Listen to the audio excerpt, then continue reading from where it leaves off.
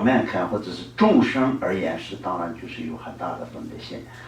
但是在事实的这个情况，一切法的事实的道理上跟事实的层面上来说的话，那么就没有什么男与女或者是这些的分别。然后同时他说无我无他以及无心意，那么这个就是也没有所谓的我，也没有相对性的一个怎么说呢那个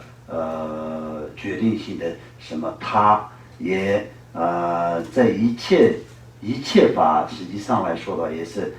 怎么说呢，都是这样的一个面目，同时也没有心意心什么什么我们所谓讲的众生的什么心，我的心，他的心，我的想法，我的思想，我的什么，我有什么样子的想法，我现在马上有一个念头，什么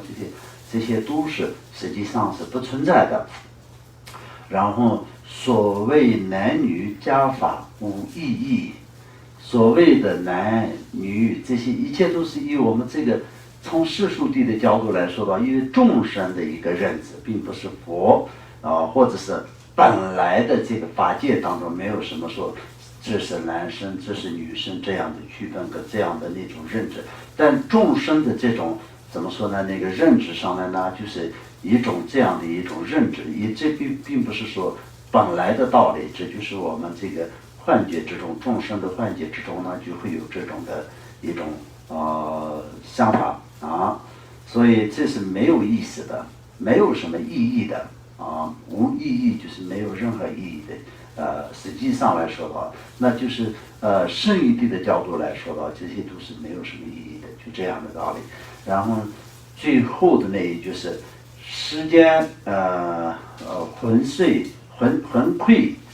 聩今相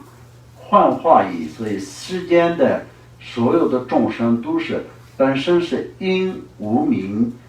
愚痴感到了在众生的轮回，在轮回中的所有的众生都是因无明而产生的，所以呢就是没有办法真正的呈现怎么说呢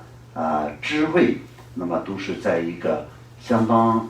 一个怎么说呢人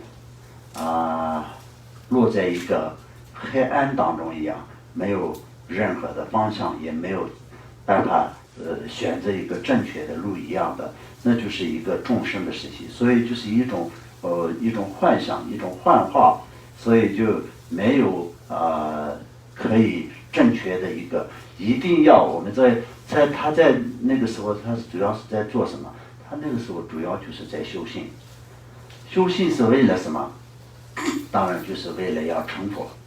所以一个修行人为了成佛的情况下，那么这个中间的这个祈愿，他过去所做的一切功德，利用这些功德力来，他要做一个祈愿，他马上要变成一个男生，那么这些方面呢，就是他是觉得没有任何意义的，因为这些方面来说的也是实际上，那个时代的时候呢，就是可能是，那就是我们可以相当也可以这样认为，相当就是男性就比较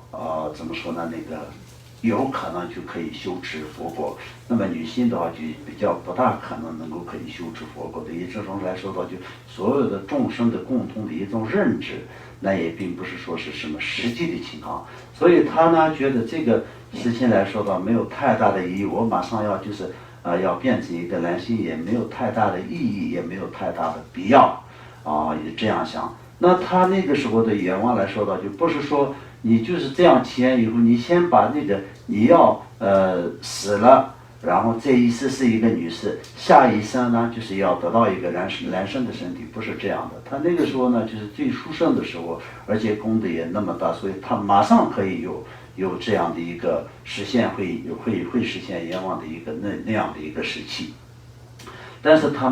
并没有这样的祈祷的原因呢，他前面讲的4句的，那就是他已经看到了在这个世俗谛方面的最真实的一些道理，所以已经得到了这么高的见解，所以他就回答了这样。